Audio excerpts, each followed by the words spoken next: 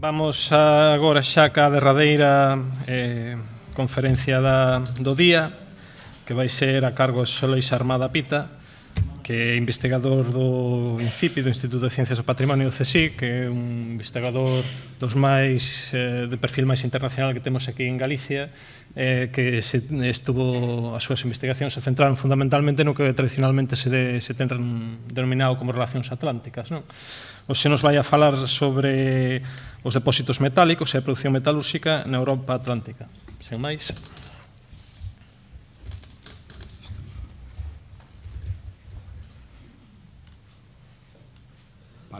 Ben,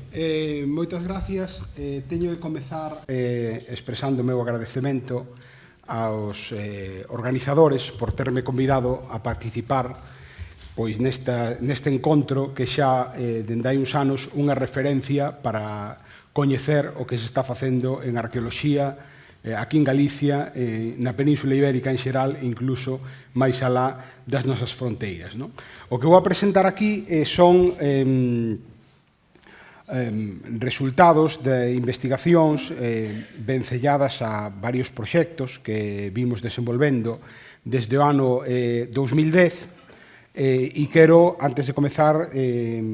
puntualizar dúas cuestións. A primeira é que, aínda que eu son o autor desta intervención,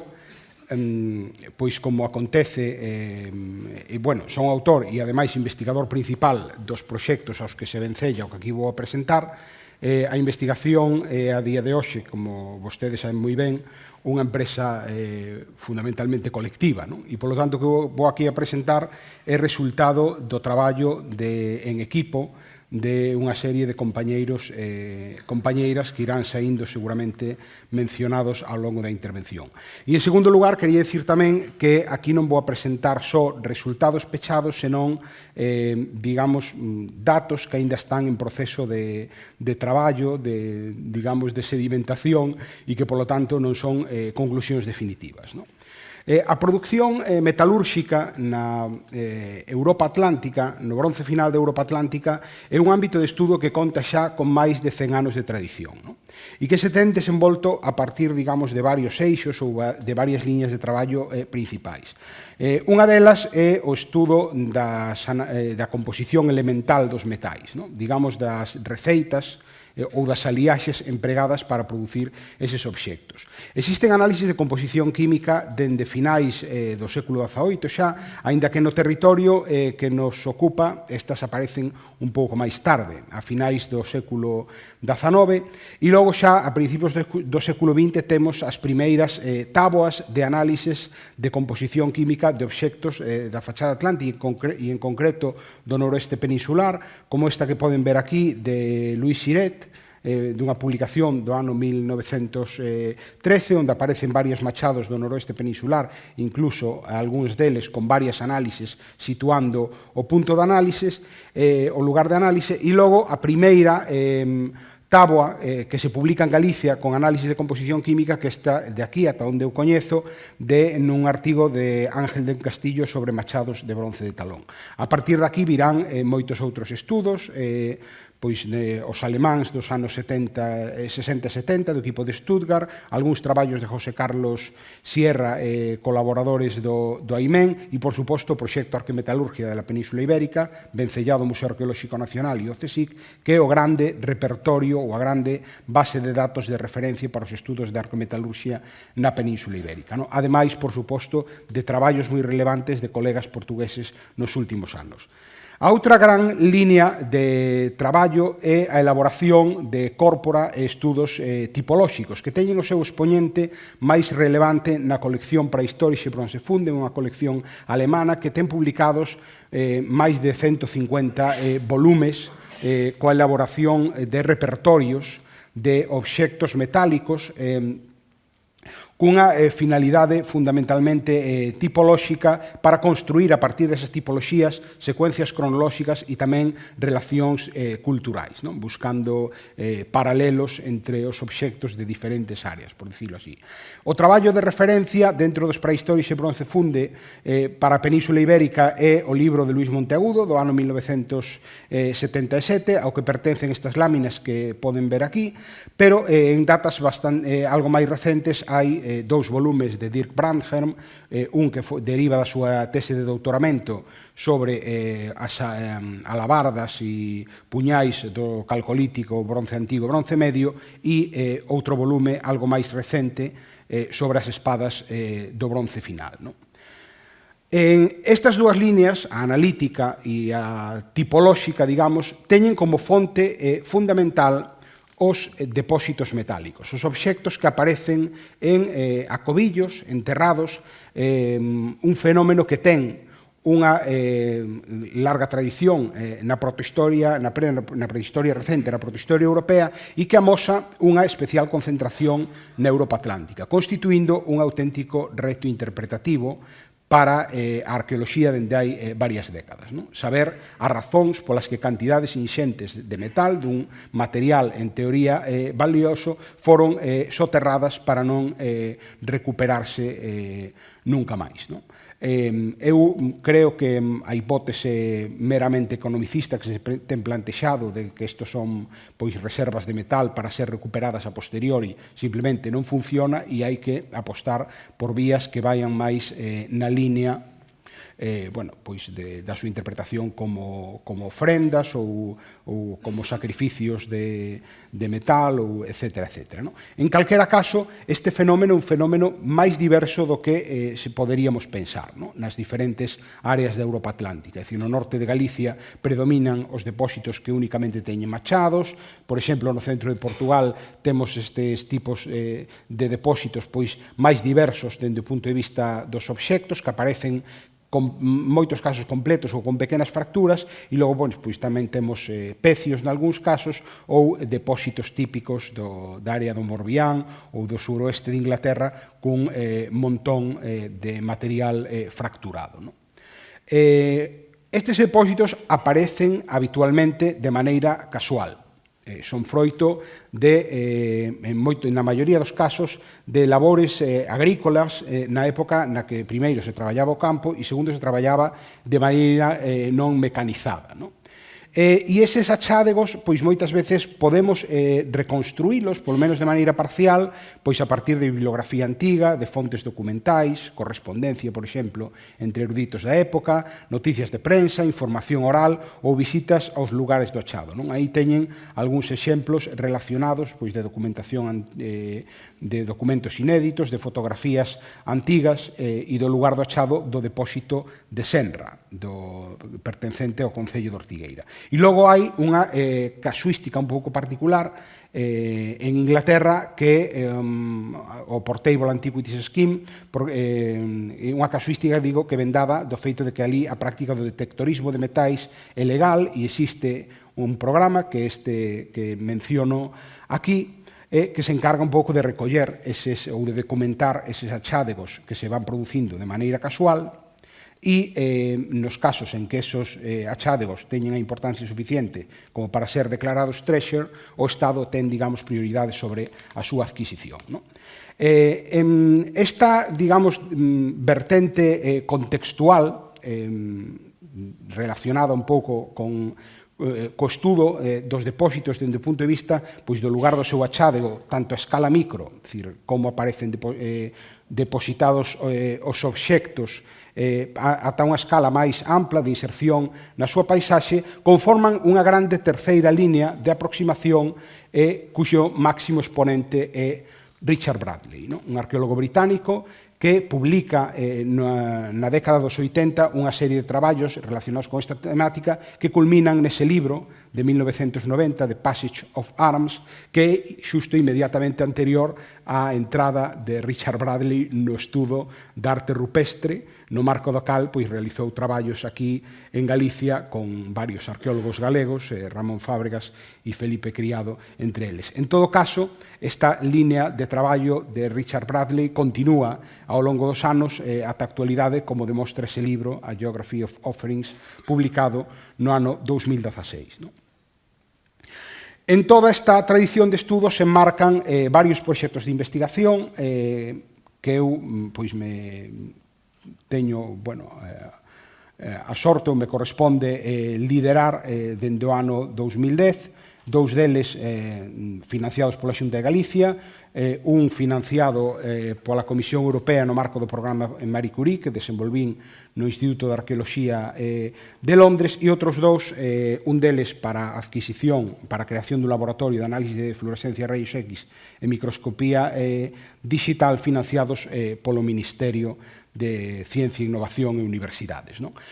Quero salientar que os depósitos metálicos ou a produción metalúrxica do bronce final e da primeira idade do ferro non é o único tema dos que se ocupan algúns destes proxectos, porque tamén temos unha línea de traballo bastante forte, por exemplo, sobre Uribería Castrexa, pero en todos eles, digamos que o tema do que aquí estou a falar ten unha presencia destacada. E o que fixemos destes proxectos foi adoptar unha estrategia un pouco diferente ás estrategias de traballo habituais, que eran fundamentalmente dúas. Por un lado, estudos a escala moi ampla, a escala macrorregional,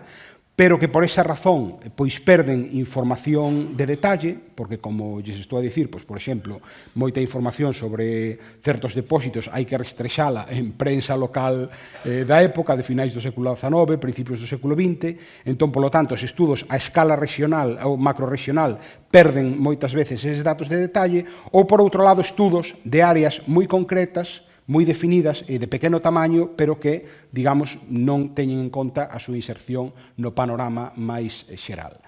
O que nos plantexamos facer foi unha, digamos, solución intermedia, que é efectuar estudos con un grado de detalle o máis alto posible en áreas xeográficas concretas, de uns 4.500 km cuadrados cada unha delas, distribuídas neses puntos da Europa Atlántica que poden ver marcados aí, e logo tentar explicar as semellanzas e as diferencias que vemos en cada unha delas, aplicando esa metodoloxía, basicamente, que se describe aí, inventario, cuantificación, a revisión dos materiais, o estudo arqueométrico e o estudo contextual. Pero antes de entrar nalgúns resultados concretos desta línea de traballo, gustaríame facer algunhas referencias ao que é a obtención de metal na prehistoria da Península Ibérica e as técnicas que, digamos, empregamos para coñecer estes aspectos. Hai, basicamente, na prehistoria tres formas posibles de obter bronce, que, como saben, unha liaxe fundamentalmente de cobre e estaño, en algúns casos con chumbo tamén. A primeira é a fundición conxunta de cobre e estaño, coller eses dous metais e fundilos conxuntamente. O que acontece é que todo parece indicar que esta forma, que é a máis directa e a priori sinxela, non era que se practicaba de maneira predominante na protohistoria e no bronce final, en concreto, da Europa Atlántica e, sobre todo, da Península Ibérica. Entre outras cousas, porque non coñecemos apenas estaño en estado metálico,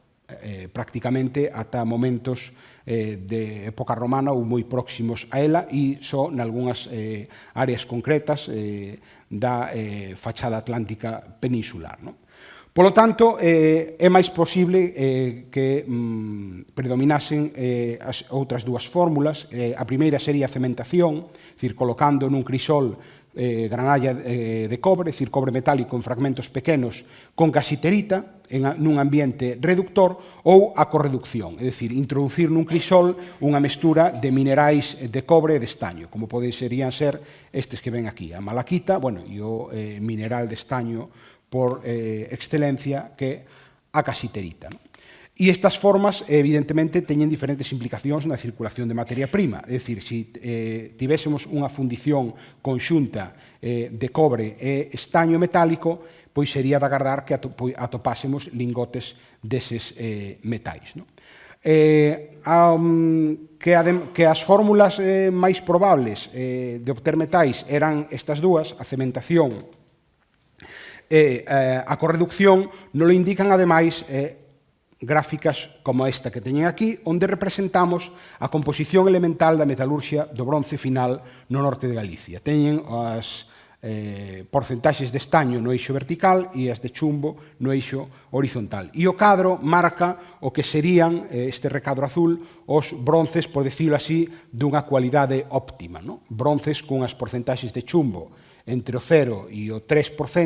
e con as porcentaxes de estaño entre o 9 e o 14%. E como poden ver, na metalurxia do norte de Galicia hai un amplo número de materiais que se sitúan fora dos, digamos, do abanico composicional deses bronces de boa calidade. Por decirlo así, non hai parece que non hai un control moi preciso das aliaxes. Aínda que en áreas como o centro de Portugal, onde tamén se está traballando ou obtendo o bronce por correducción, sí que temos aliaxes bastante máis homoxéneas. Hai moitas formas de determinar a composición ou varias técnicas para determinar a composición elemental dos metais, pero actualmente están tendo unha forte expansión os equipos de fluorescencia de raios X portátil, como este que poden ver aquí, que poden montarse tamén sobre un soporte de análise. Este é o equipo que empregábamos no Instituto de Arqueoloxía de Londres, este é o do Museo Arqueolóxico Nacional, que empregamos no CSIC a través dun convenio de colaboración. E, en todos os casos, é necesario retirar a pátina, porque saben que as análises de capas de corrosión non son representativas do núcleo metálico, entón retiramos unha pequena zona de pátina para chegar ao núcleo metálico, e iso é o que analizamos. Gracias á concesión deste proxecto para a adquisición de equipamentos do Ministerio, estamos en proceso de adquisición no incipit dun equipo destas características que nos vai a facilitar ou a, digamos, incrementar as nosas posibilidades de traballo. Estes equipos funcionan cun feixe, cun punto de análise colimado de ata 3 milímetros, e cando necesitamos zonas de análise máis pequenas, ás veces de dimensión micrométrica, como poden ser as soldaduras no traballo orfebre, pois recurrimos a equipos de microfluorescencia que existen, digamos, equipos de fabricación industrial. O RIAID, a Rede de Apoio e Investigación da Universidade de Santiago, acaba de adquirir un equipo de microfluorescencia de marca Bruker, pero nós tamén temos empregado este equipo, digamos, de fabricación máis artesanal, desenvolvido no Centro Nacional de Aceleradores en Sevilla, especificamente para análise de pezas de ourivería arqueolóxicas. Isto en canto á composición elemental. Que acontece cos estudos de procedencia? É dicir, podemos determinar, por un lado, cales eran as aliaxes que se empregaban para fabricar estes obxectos, cales eran as porcentaxes de cobre, as porcentaxes de estaño ou de chumbo presentes nunha aliaxe. Estes estudos pretenderon tamén durante tempo achegarse ás cuestións de procedencia de metal a partir da determinación dos elementos traza,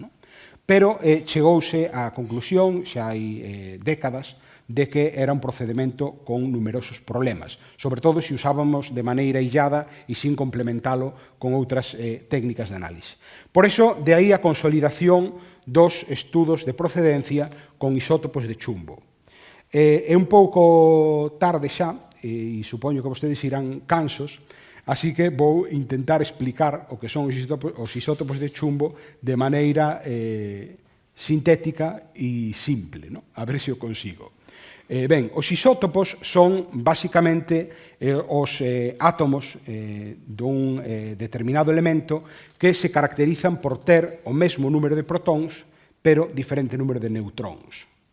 É dicir, son elementos, son átomos dun elemento que teñen o mesmo número atómico que determina a pertenencia a ese elemento e a súa posición na táboa periódica, pero diferente número másico. O chumbo é un metal que ten 4 isótopos estables, o 204, 206, 207 e 208. A concentración do isótopo 204 é estable dende a formación, mantívose estable dende a formación do planeta. Pero os outros 3 isótopos son resultado da desintegración radiactiva do uranio e do torio. Que quere dicir isto? Que as mineralizacións ou as formacións xeolóxicas van a ter sinaturas isotópicas distintas dependendo das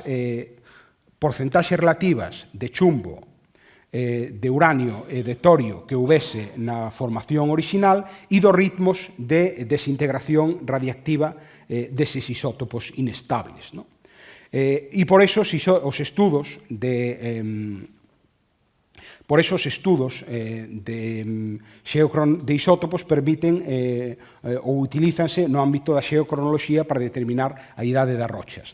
Pero para o que nos interesa hai un aspecto tamén moi relevante que o chumbo, entre outras cousas, porque é un metal cunha masa elevada, non sofre fraccionamento isotópico. Quere dicir que no proceso de conversión de mineral a metal ou en sucesivos procesos de reciclaxe, esa asignatura isotópica non cambia e por eso podemos relacionar os obxectos arqueolóxicos coas mineralizacións. Entón, o que miden as análisis de isótopos son as ratios duns isótopos con respecto a outros e se esas ratios as combinamos e as ploteamos en varias gráficas distintas, porque hai que explorar as diferentes combinacións posibles, pois vamos a ter, digamos, a poder definir con varias análisis o campo isotópico dunha determinada mineralización. O cal é un pouco problemático, primeiro, porque eses campos isotópicos non sempre teñen, digamos, o mesmo tamaño. Hai mineralizacións, como aquí poden ver esta gráfica, das minas asturleonesas, de Laramo, La Profunda e El Milagro, moi ben estudadas polo equipo de Miguel Ángel de Blas, e, por exemplo, a mina de Laramo ten un campo isotópico moi pequeno, a de El Milagro un campo isotópico en verde un pouco máis grande, e a mina da Profunda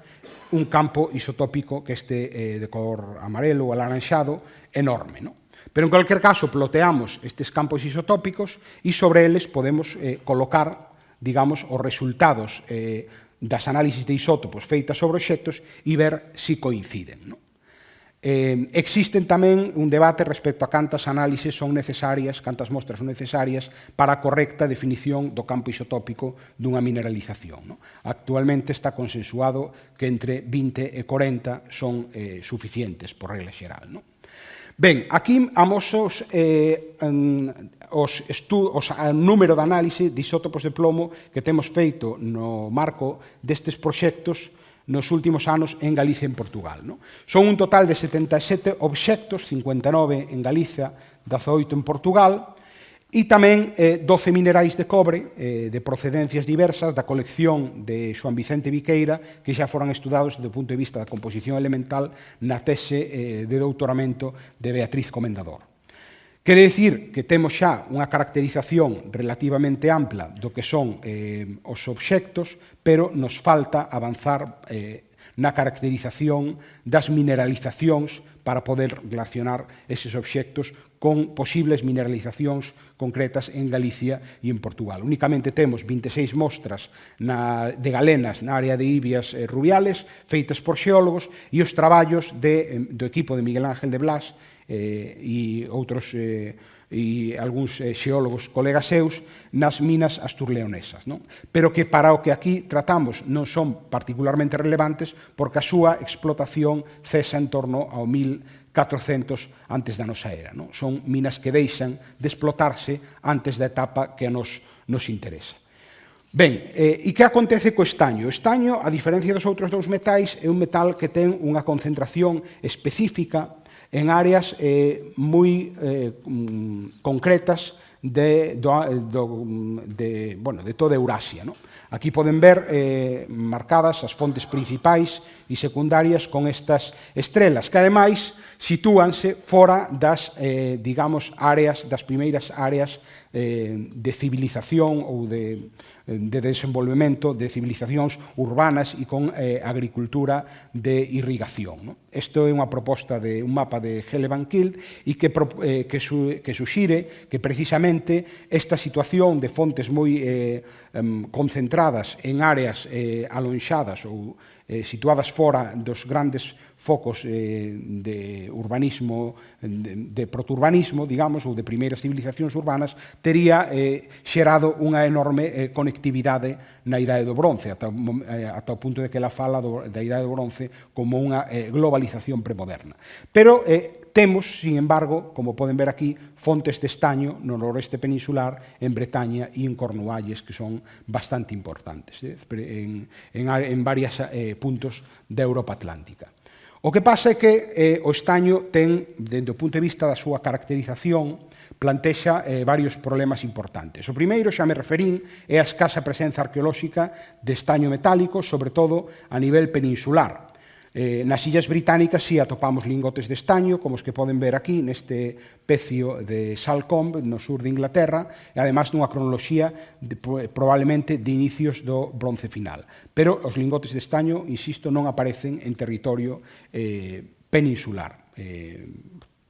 salvo algunhas referencias un pouco dubidosas e, insisto, xa bastante tardías. Pero ademais temos dous grandes problemas. O primeiro, o solapamento, un enorme solapamento nos campos isotópicos de algunhas principais mineralizacións e, en segundo lugar, o fraccionamento isotópico en condicións reductoras. Eso que antes lles comentaba, de que os isótopos de chumbo non se fraccionan, non cambian, digamos, no proceso de conversión de mineral a metal ou en procesos de reciclaxe, pois no caso do estaño parece que sí acontece. A toda esta problemática dedicouse un proxecto do European Research Council, liderado por Ernst Pernicka, e aquí lles poño unha foto deste libro que acabamos de publicar,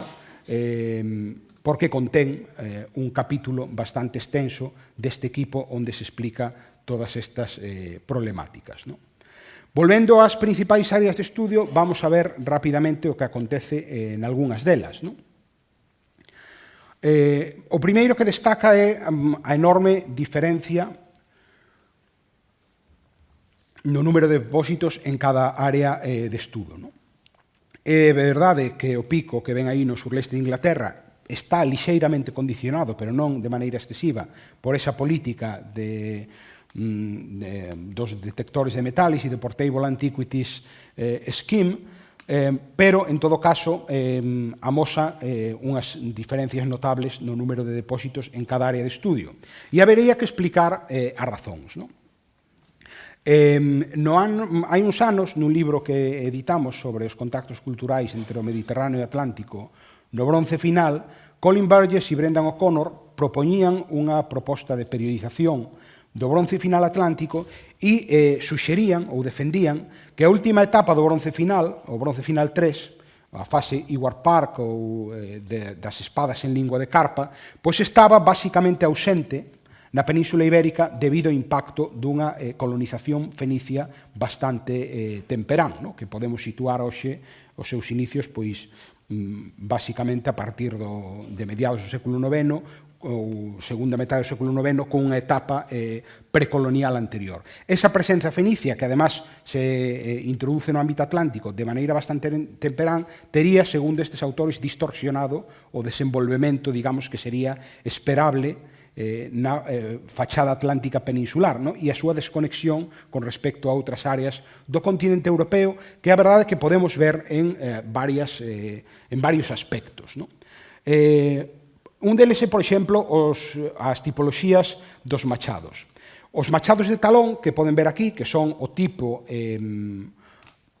por antonomasia, digamos, no noroeste peninsular, no bronce final e nalgúns, incluso na primeira idade do ferro, porque aparecen en algúns castros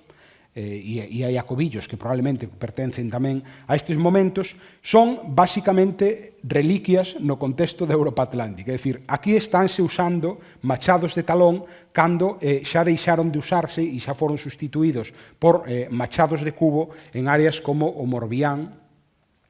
ou o surleste de Inglaterra. Os depósitos da fase Ewart Park compóñense fundamentalmente de materiais moi diversos, pero en maior abundancia lingotes de cobre, fragmentos de espadas e hachas de cubo. Pois ben, estas hachas de cubo, a súa presencia na fachada atlántica e en xeral na Península Ibérica é bastante reducida. Pero tamén podemos vela, por exemplo, na distribución de algúns dos tipos básicos das espadas de lingua de carpa, cunha concentración moi notable nestas áreas que estou comentando e unha presencia bastante máis reducida en ámbito peninsular. Ben, vimos referirnos brevemente a estas áreas que temos aquí, o que é o surleste de Inglaterra e o Morbihan, e en xeral a Bretaña francesa, áreas cunha forte conectividade no bronce final. E vou a presentar brevemente algúns resultados dos nosos traballos ali. Como digo, temos unha concentración moi importante de depósitos nestas áreas no que eles denominan a fase Ewart Park, que en datas calendáricas podemos situar basicamente entre o 1000 e o 800 antes da nosa era, con materiais, nalgúns casos tamén hai depósitos e materiais de momentos anteriores, como algúns destes que podemos ver aquí, pero en xeral o número de depósitos incrementase notablemente en áreas como a desembocadura de Támesis, con eses puntos amarelos que poden ver aí, ou todo o que é a Bretaña francesa, con eses puntos vermellos que son os lingotes, os depósitos con lingotes de cobre. Ali estudamos varios conxuntos. Os máis relevantes dos cales é este de aquí, o depósito de Boughton Malherbe, un depósito atopado por detectoristas, conservado no Museo de Maidstone, e que contén, é o terceiro depósito máis grande en canto se refire á cantidade de metal de toda Inglaterra, con lingotes completos, como os que poden ver aquí, que en algúns casos acadan os 7 kilos de peso. Aquí teñen, son un depósito duns 340 obxetos, na maior parte fragmentados, e que fan un total duns 65 kilos de peso. Unha das cousas que fixemos, como digo, non é o único conxunto que estudamos algún máis, pero este foi o que traballamos máis en detalle. Unha das cousas que fixemos é que, como aquí tiñamos unha grande variedade de obxectos, pois foi tentar ver, digamos que a correspondencia, porque eso algúns autores o tiñan plantexado, se había receitas específicas e aliaxes específicas para fabricar determinados obxectos. E o que obtivemos é que basicamente non parece que sexa así. O que están usando son un único pool de metal, un único stock de metal, digamos, que utilizan indistintamente para fundir os obxectos que necesita en cada caso. Aquí nesta gráfica non se observa ningún patrón específico, salvo quizáis os machados de aleróns, os machados de aletas, que son estes puntos amarelos que ven aquí, que se caracterizan por concentracións de plomo inferiores ao 5%. Máis interesante é o estudo dos isótopos de chumbo, entre outras cousas, ou fundamentalmente, porque volve a contradicir un dos axiomas fundamentais que se plantexaban para nestes estudos nas Illas Británicas, que é que as minas de cobre cesaban a súa explotación en torno a 1400 e a partir deses momentos o metal era fundamentalmente importado dende o continente. O que demostran os nosos estudos, redundando xa no que apuntaban Stuart Needham e Brenda Roll nunha monografía do ano 1998, é que os lingotes de cobre proceden de minas das Illas Británicas, fundamentalmente de dúas áreas mineiras que son Cornualles e Alderley Edge. Aquí, están as gráficas que demostran que os campos isotópicos e os lingotes de cobre que nos analizamos, que son eses cuadradiños marróns, e tamén hai que sinalar que algúns deles parecen relacionables con mineralizacións de Cerdeña. Moi poucos, pero que en todo caso non parece que sexa imposible, porque hai un esqueleto en Cliffs End Farm, un xacemento desta cronoloxía que por análises isotópicas tamén se propón que poda provir de Cerdeña ou do ámbito mediterráneo en xeral. Polos autores dos que eu falei, algúns deles me plantexan que atribuir a Cerdeña é un pouco arriscado e que eles falarían máis ben do Mediterráneo en sentido xenérico. Polo tanto, non existe relación entre aliaxes e categorías funcionais. Hai un probable uso de metal reciclado da fase Will-Barton, a fase inmediatamente anterior, de aliaxes binarias que se estarían modificando mediante a adición de cantidades variables de chumbo e, como digo, a procedencia dos lingotes de cobre podemos atribuíla fundamentalmente a estas dúas áreas que teñen aquí, Alder-Liège e Cornualles. Este é o punto de achádego do depósito de Boughton-Mallory e outros que estudamos están na mesma zona, aínda que existen relacións moi fluídas co ámbito continental e particularmente con Bretaña, onde temos estudado depósitos con materiais que son prácticamente iguais aos que aparecen no surleste de Inglaterra. Ímonos xa ao norte de Galicia, onde a situación que temos é totalmente distinta. Aquí o que predominan son depósitos que únicamente conteñen machados, con excepcións moi puntuais como son dúas espadas curtas conservadas no Museo de San Antón e unha daga do Castro de Zoñán que se conserva dende antigo xa no Museo Arqueolóxico Nacional. Polo demais, son depósitos que conteñen cantidades variables de machados. Obermaier, nesa obra clásica do ano 21, 23, xa non recordo, Impresiones de un viaje prehistórico por Galicia, 23, se non lembro mal, 23, apunta Ramón, que publicou un artigo sobre Obermaier e o noroeste, 23. Pois ali Obermaier fala dun achádego dun depósito de lagoa pastoriza que contiña uns 120 machados de talón que terían sido fundidos na súa totalidade. Isto parece, resulta perfectamente creíble, pero en xeral os depósitos teñen cantidades máis pequenas de machados. O de Senra, por exemplo, 23, o de Ambroa en torno a 16, o de Armentón tiña uns 10, e logo outros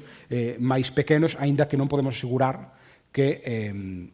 en todos os casos sexan depósitos completos. É dicir, en moitos casos se perdían machados, se refundían ou circulaban dunhas mans a outras tras o seu descubrimento por campesiños.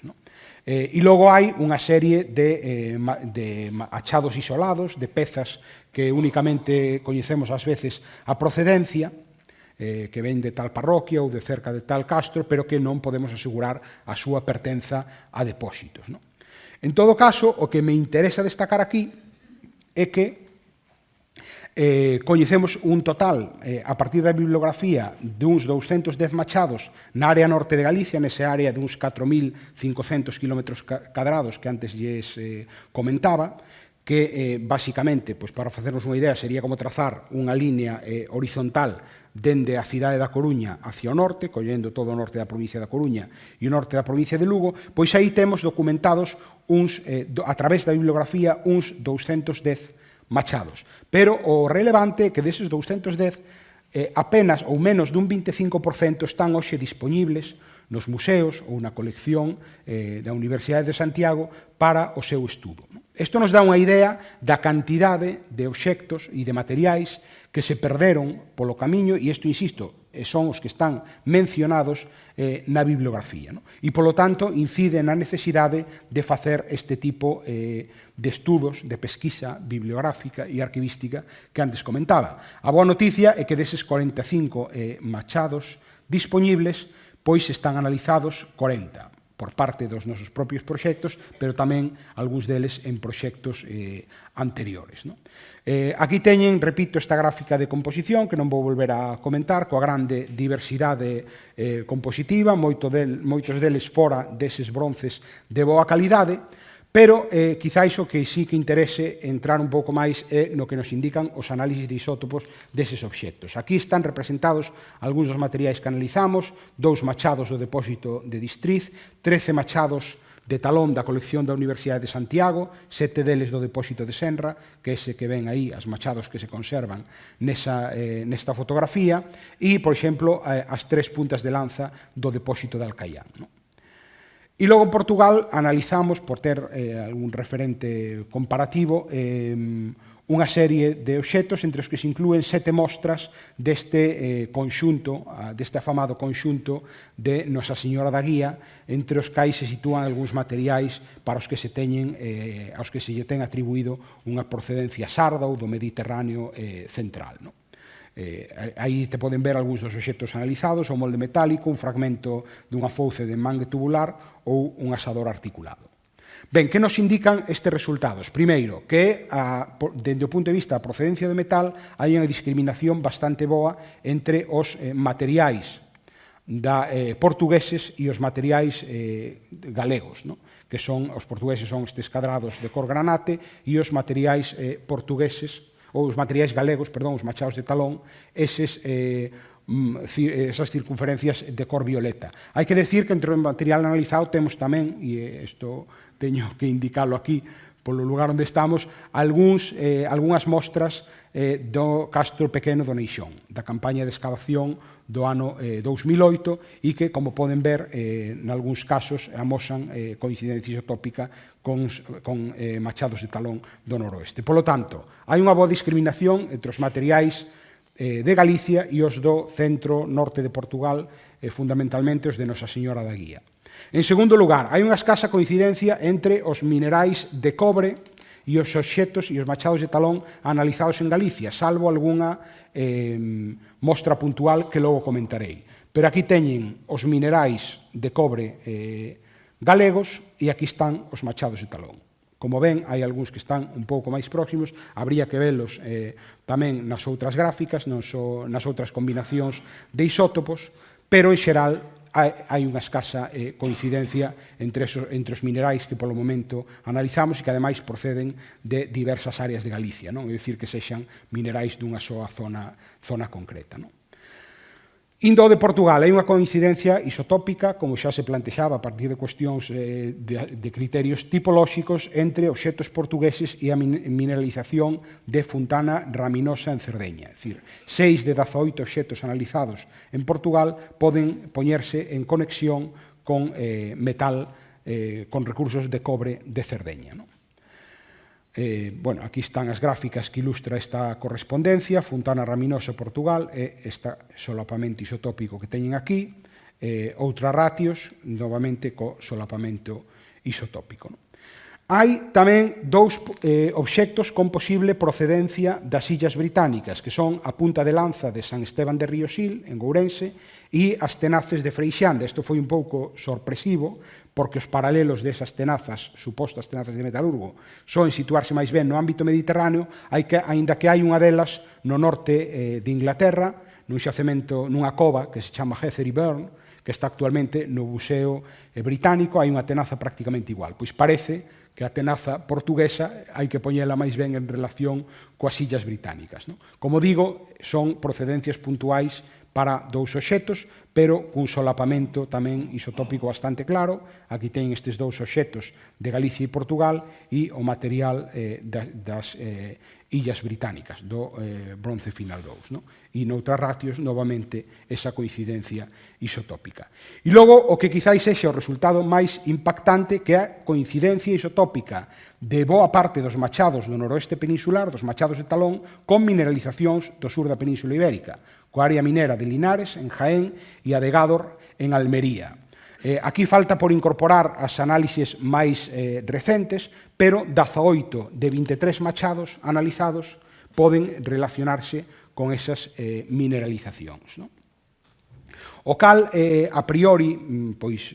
pode sonar un pouco extraño, pero non é tanto, porque nós, por exemplo, temos traballado durante anos tamén cun equipo da Universidade de Lleida na área mineira de Calvari del Molar, no Priorat, na área mineira de Molar Belmont Falset, na provincia de Tarragona, unha área mineira que ten recursos de cobre e tamén recursos de chumbo, galenas, e o que comprobamos ali é que, a pesar de ter recursos de cobre na primeira idade do ferro, non os están explotando e o que fan é, digamos, que importar cobre procedente da área de Linares. Polo tanto, o cobre de Linares, polo menos, e parece que tamén o de Gádor, está circulando a longas distancias xa dende momentos relativamente temperáns, pero dende logo no bronce final. E isto apunta máis a un modelo que para min me resultou un pouco sorprendente, porque sempre pensábamos que nas áreas na que había recursos de cobre, pois eses recursos de cobre eran explotados polas comunidades locais, pero parece que imos ter que ir a un modelo máis de grandes minas que producen metal para circular a grandes distancias, como sucede en etapas anteriores da Idade do Bronce coas minas asturleonesas, porque eses minerais de cobre, eses recursos de cobre del Aramo, el Milagro e la Profunda están chegando a diversas zonas de Francia, como teñen demostrado tamén os estudos isotópicos. Deses machados, 8 teñen composición binaria, polo tanto, nos están indicando os resultados de isótopo a procedencia do cobre, e 10 composición ternaria, polo que nos estarían indicando a procedencia do chumbo. E aquí están as gráficas que amosan esa coincidencia isotópica. Os ultrarratios, novamente os machados de talón son os puntos lilas, e o campo isotópico de Linares, que este aquí máis grande, e o de Gador. Esta distribución destes obxectos analizados abarca tamén as zonas interiores de Galicia, o cal quere decir que se esa circulación de metal, ou ese metal, digamos, chegaba por vía costeira, dende logo estaba penetrando hacia o interior, como poden ver na localización de depósitos como o Distriz, o machado de San Xoán de Lagoa, que se conserva no Museo de San Antón, Cumbraos ou Bardaos, e tamén algunha mostra de Neixón, por certo. Sin embargo, dos minerais de cobre, que antes apuntaba, hai algúns, concretamente 2, da zona de Neipín e de Lourenzá, é dicir, do oriente, da provincia de Lugo, que encaixan tamén nesta área, digamos, de solapamento isotópico. Aquí teñen un dos minerais de Neipín, o trianguliño verde isto de Lorenzana, e novamente está aquí na área de solapamento de minerais de Linares e dos machados de talón. Polo tanto, imos ter que explorar un pouco máis en detalle esta zona mineira do oriente da provincia de Lugo e seguir facendo análises para caracterizala un pouco mellor. Cal é a hipótese de partida que manexamos para a chegada destes recursos metálicos do sur peninsular ao noroeste, para esta posible chegada? Publicamos en Oxford Journal of Archaeology no ano 2016 ese artigo que poden ver aí, baseado en boa medida na tese de doutoramento de Mercedes Murillo Barroso, da primeira firmante, na que se plantexaba que o chumbo necesario para obter a plata por copelación nas minas do sur da Península Ibérica en época fenicia estaría sendo canalizado dende diferentes áreas da Península Ibérica que acadan a zona mineira que antes lle decía de Molar Belmont Falset. É dicir, os fenicios necesitan chumbo para copelar os minerais arxentíferos do suroeste, as jarositas, e obteñen ese chumbo de ámbitos moi dispares. E iso tería dado lugar a unha circulación ampla de recursos de chumbo a partir deses momentos. E en estes momentos tamén cando empezamos a topar algúns lingotes que teñen unha composición xa mesturada de cobre e de chumbo, o cal é bastante atípico. E é verdade que, aínda que de momento estes lingotes están aparecendo na área mediterránea peninsular, non é descartable que tivesen chegado ao noroeste para seren cementados con casiterita e obter así o metal para a fabricación dos machados de talón. Como digo, é unha hipótese na que estamos a traballar. E a confirmación, a necesidade de avanzar nesta hipótese nos levou a solicitar un proxecto ao Ministerio, ao Plan Estatal de I+D, un proxecto cuxo acrónimo é Atlantaxes, Producción e Deposición Masiva de Bronces Plomados en la Transición Bronce Final, Edad del Hierro de la Europa Atlántica. E esa foto corresponde a unha reunión que celebramos, a unha reunión de coordinación do equipo ibérico, por dicirlo así, que celebramos hai escasas semanas. Digo isto porque tamén o proxecto conta cunha pequena sección británica con varios científicos do Museo Británico. O proxecto oriéntase fundamentalmente ao estudo dun fenómeno que xa, digamos, máis de momentos avanzados, que son estes grandes depósitos que únicamente conteñen machados, normalmente sin utilizar e con porcentaxes moi elevadas de chumbo ou, en algúns casos tamén, de estaño. É dicir, un fenómeno de producción e deposición masiva que, novamente, e de maneira misteriosa, pois nunca foron utilizados e se producían, parece que, para ser enterrados. Este fenómeno se sitúa novamente en áreas concretas de Europa Atlántica, o noroeste peninsular, a Bretaña francesa e o sur de Inglaterra. Aquí, neste caso, é significativo porque, digamos que a área de actividade metalúrxica e de deposición parece bascular lixeiramente dende o surleste, a área da desembocadura do Támesis que antes lles indicaba, máis hacia os condados do sur, é dicir, Dorset, Devon, etc. Nos que se atopa, por exemplo, este enorme depósito de Langton Matravers, novamente atopado por detectoristas, con 373 machados de cubo e 404 fragmentos de machados, como estes que poden ver aquí. Os tipos de machados aquí no noroeste, Galicia e norte de Portugal, que teñen habitualmente altos contidos de chumbo son estes dous, basicamente. Permitidme colocar unha foto da Wikipedia, porque é unha pequena curiosidade, é un machado de tipo samieira que está nun museo catalán e que foi donado a ese museo polo pai de Valle Inclán, polo pai do Valle Inclán escritor. Estes machados, como digo, de tipo samieira, machados bastante esveltos e que teñen a particularidade de que están cerrados na parte superior, que é dicir, digamos, a garganta aparece pechada aquí na parte superior, ou a gorxa, perdón, en galego, o que para algúns autores complicaría o seu enmangue. Eu creo que estes machados poderían ser enmangados sin problema ningún, outra cousa que na práctica o fosen. E logo estes outros grandes machados con cono de fundición bastante pesados. Isto, digamos, é o que se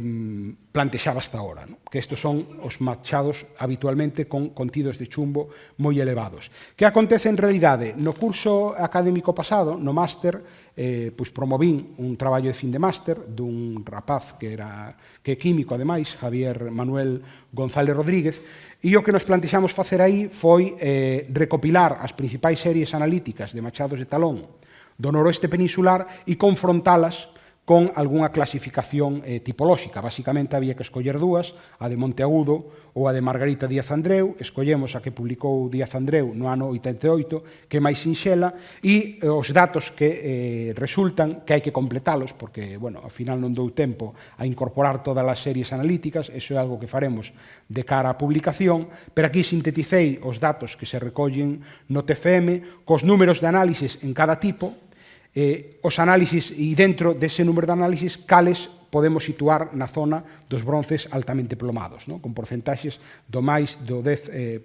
de chumbo. E aquí está a variación nos porcentaxes de chumbo dentro de cada tipo. E o que poden ver é que, salvo nun tipo concreto, que é un 6, estes machados, como este pertence en concreto ao depósito de Senra, machados moi robustos, bifaciais, con un só anel e unha nervadura. Ese sí que, entre as 5 machados analizados, ningún deles ten porcentaxes de chumbo, é dicir, que vayan máis ao lado 2,3%, é dicir, son aliacións que podemos definir como binarias. En todos os outros tipos de machados do noroeste hai aliaxes moi chumbadas, o cal podería ser indicio dunha cronoloxía relativamente avanzada dentro do bronce final. Vou a ir xa rematando. Por si non fora pouco complicado o asunto, pois no ano 1981 Harrison, Craddock e Hughes publicaron un artigo no que analizaban unha serie de obxectos metálicos de procedencia peninsular conservados no Museo Británico. E publicaban este machado que procedía da área de Oviedo, no que xa analizaron se deron conta de que había variacións moi grandes nas porcentaxes de chumbo. Hai aquí en algúns análisis na que prácticamente estamos falando de chumbo puro, sin aliar, esta en concreto, por exemplo, e por algunhas fracturas se observaba que no cono de fundición este machado contiña unha gran bola de plomo. E nesta fractura tamén se observaba un núcleo metálico. Estudaron o machado tamén con microscopía e incluso creen identificar o material que un núcleo non metálico que terían empregado na fabricación dese machado. É dicir, o que eles propoñen é que fabricaron un machado oco con un núcleo metálico de area e de resina de pino que logo retirarían e o encherían cunha colada de plomo, o cal xa é o non vai máis, no? Porque se é raro fabricar machados que un non utiliza e só enterra, empregar un proceso tecnolóxico relativamente complicado para unhas pezas que nunca se utilizan, pois é aínda máis sorprendente, no? E incluso propoñían aquí unha especie que o cono de fundición tiña aquí unha última colada que é unha especie de tapón, no? Isto como sona bastante raro e é, incluso eu diría que un tanto friki, e esta peza nada máis, pois non se lle fixo moito caso, no? O problema é que estamos atopando materiais que siguen este mismo patrón. Existe un depósito no Museo de San Antón, ao que, por certo, lle temos que agradecer sempre as facilidades que nos dá para traballar cos seus fondos, un depósito de procedencia exacta descoñecida, atribuído a un castro da provincia de Lugo, composto por 151 obxectos ou fragmentos e 15 kilos de peso, que ten moitos materiais con estes núcleos de chumbo, no? É un depósito un tanto atípico no noroeste, porque ten moito material fragmentado, só un machado completo, que este que poden ver aquí, e temos xa feito, estamos facendo un estudio bastante exhaustivo do conxunto, temos xa feitas máis de 100 análisis de fluorescencia e unha batería preliminar de 16 análisis de isótopos de chumbo, no? E aquí poden ver novamente eses núcleos, esas bolas no cono de fundición, esta tapa que creían ver na peza do Museo Británico tamén a teñen aquí, a bola de plomo que se tería separado dunha das carcasas que poden ver aquí, pero non estamos falando só de plomo metálico, de chumbo metálico, perdón, na zona dos conos, sino tamén nos fragmentos dos machados, no? Aquí teñen un trozo de machado de talón cun núcleo de chumbo que se identifica con total claridade, este aquí tamén, ou este aquí tamén. Tamén hai pezas que a sección é un bronce bastante máis uniforme, como esta que poden ver aquí, no? Incluso, pois, goteróns de chumbo colapsando as anillas, neste caso, bueno, cousas todavía máis extrañas como esta, un cono medio roto coa bola de chumbo no seu interior, un posible regatón ou enmangue tubular dunha punta de lanza cunha colada de chumbo dentro ou unha masa de chumbo envolta polos restos dun caldeiro de remaches, no? Pero este conxunto non é único. Hai máis casos, como este que poden ver aquí, o depósito de Mazaeda, conservado no Museo Provincial de Lugo. Hai expostas algunhas pezas, o publica Vázquez Seijas, un depósito da zona da Fonsagrada, no ano 1953, novamente, bolas de chumbo e, como di a descripción, de los muñones sueltos, 5 son totalmente macizos del mismo metal con que la hacha fue fundida, 4 están ahuecados a modo de embudo y de estos 2 aparecen rellenos de carbonato de plomo prácticamente puro. Tamén se recogió unha bola de plomo. Ben, dentro do proxecto levamos a colección de machados do bronce final ao ISIS Newton and Muon Source, un acelerador de partículas que está perto de Oxford, para intentar facer diversos experimentos con fontes de neutróns. E os resultados son moi preliminares, pero que semella é que, digamos, o núcleo interno que percorre ese machado do que antes lles falaba é bastante irregular. É dicir, non é unha colada homoxénea de arriba a baixo, senón que é un núcleo de plomo bastante variable, o cal obliga a pensar ou a considerar outras posibles solucións como serían certos tipos de segregados que de momento parecen un pouco exagerados, pero que imos a experimentar, no? O chumbo é inmiscible nunha liaxe de de estaño de cobre, é dicir, é como se mesturásemos auga e aceite, e polo tanto o que fai é tender a facer segregados, que os que coñecíamos hasta ahora eran de pequeno tamaño. Pero estudo que fixeron o AIMEN con José Carlos Sierra do depósito de Samieira, que fixeran bastantes experimentos, demostraba xa que os segregados tendían a ser máis grandes con coladas moi plomadas e con un intervalo de solidificación moi lento, por exemplo, con moldes recalentados. Entón, o que vamos a facer é tentar forzar ese tipo de receitas e de aleacións moi chumbadas con un intervalo de solidificación moi lento a ver se se poden xenerar eses segregados en forma de bola. Bueno, e remato xa,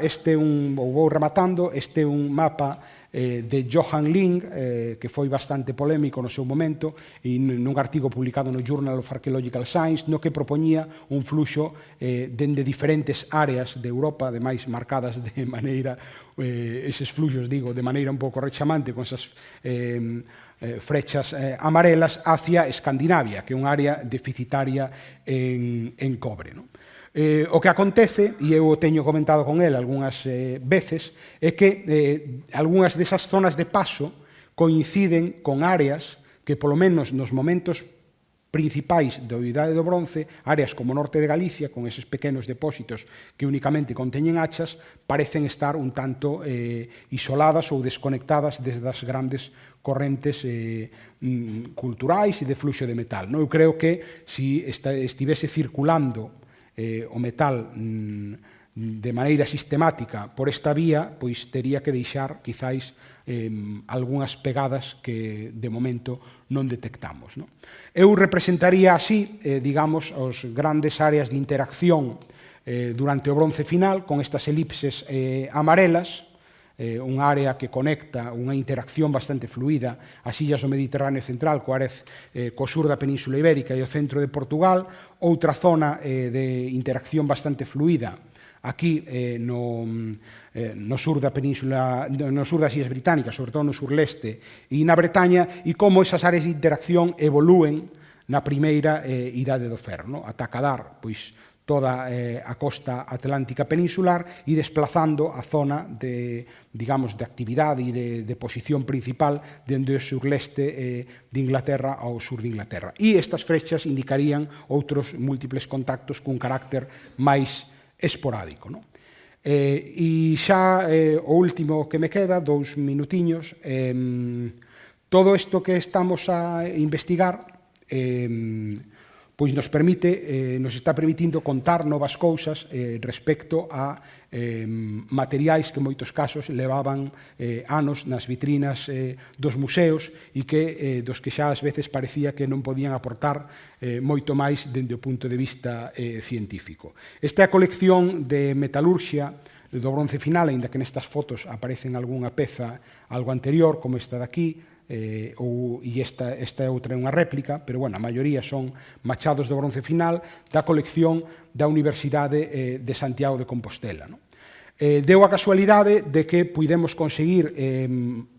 algunha evidencia documental moi interesante respecto aos avatares destas pezas, inclusive un artigo de Federico Maciñeira onde describe as circunstancias de achado e os avatares de moitas delas. O último artigo que Federico Maciñeira estaba escribindo antes de morrer, e, por outro lado, tamén as pezas estaban un tanto machacadas por análisis que se tiñan feito ao longo do tempo, algúns focos de corrosión activa e, bueno, incluso algunhas siglas un pouco grandes, como estas que poden ver aquí. Co cal nos levou a pensar, entre todo o traballo analítico que tiñamos feito, esa evidencia documental de grande interese e a posibilidade de restaurar os machados, que están xa, que é un traballo que está xa feito, que levou a cabo unha restauradora profesional, Yolanda Porto. Nos pareceu que este era un conxunto ideal para realizar un proxecto piloto que nos mostrase, digamos, as fases completas da investigación e da valorización dun conxunto destas características. Como digo, está actualmente restaurado na súa totalidade e vai a ser obxecto dunha exposición no que vamos contar todo este proceso de estudo, todo este proceso de formación das coleccións a partir da evidencia documental e o proceso de restauración. Unha exposición que terá lugar no Salón de Actos da Universidade de Santiago, en Fonseca, nunha das salas expositivas de Fonseca, e que estará aberta na segunda quincena de xullo e durante todo o mes de agosto. E nada, para resumir os temas de investigación principais, que resumín aquí, o estudo comparativo dos depósitos no bronce final en varias áreas da Europa Atlántica e ese aspecto da produción e a deposición masiva dos bronces ternarios xa no momento de transición á idade do ferro, e as outras iniciativas que estamos desenvolvendo, que é a creación dese laboratorio de análise de fluorescencia de rayos X e microscopía digital, a exposición e tamén a creación dun sistema de información online para disponibilizar toda esta información analítica que obtemos nos nosos proxectos en acceso aberto. E isto todo pola miña parte, moitas gracias.